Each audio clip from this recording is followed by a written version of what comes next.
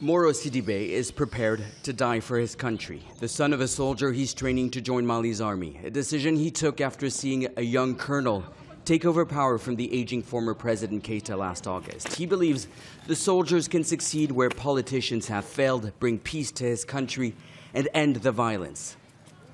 The situation is getting worse. When I think of my country in this state of war, I am afraid for the future.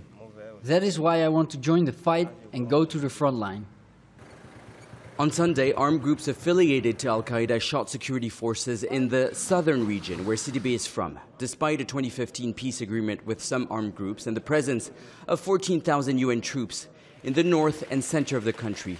Attacks are intensifying, with the Malian army losing ground to new armed groups like the Islamic State in the Greater Sahara.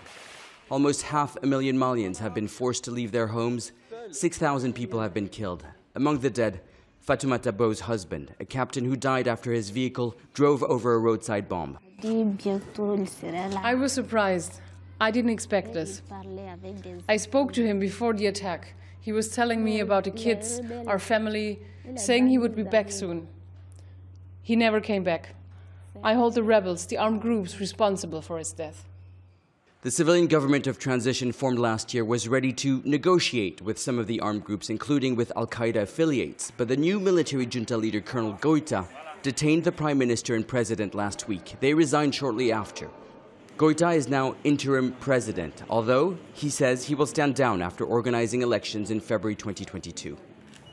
There's only been one peaceful transition of power. 5 military coups, 2 of them in the last 9 months, all of them started from here, the barrack town of Haque, where soldiers are deciding on the future of the country. The committee of the movement for Azawad, who signed the peace agreement, say they disagree with the military junta. Former Prime Minister Moussa Mara believes this is a worrying sign. Our officers are bickering over government positions in the capital Bamako, while African soldiers die on the front line, trying to protect our country. This is a humiliating situation. For SIDIBE, it's not up to politicians or foreign forces to save his country from descending into further chaos, but the Malian people. He says he's ready to serve and defend Mali.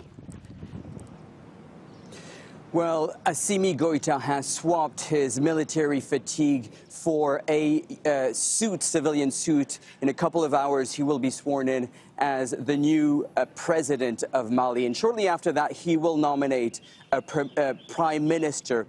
Choguel Maïga, a member of the M5 movement, is suspected to take that position. And that's controversial for some of the signatories of the Algiers peace accord. He believes that that accord is obsolete. He believes that a new framework should be put in place, believing that there's too much room given to armed groups in the north. And also there's added pressure from the international community, from the French President Emmanuel Macron to Angela Merkel, who has the biggest and largest military foreign deployment here in Mali of German troops.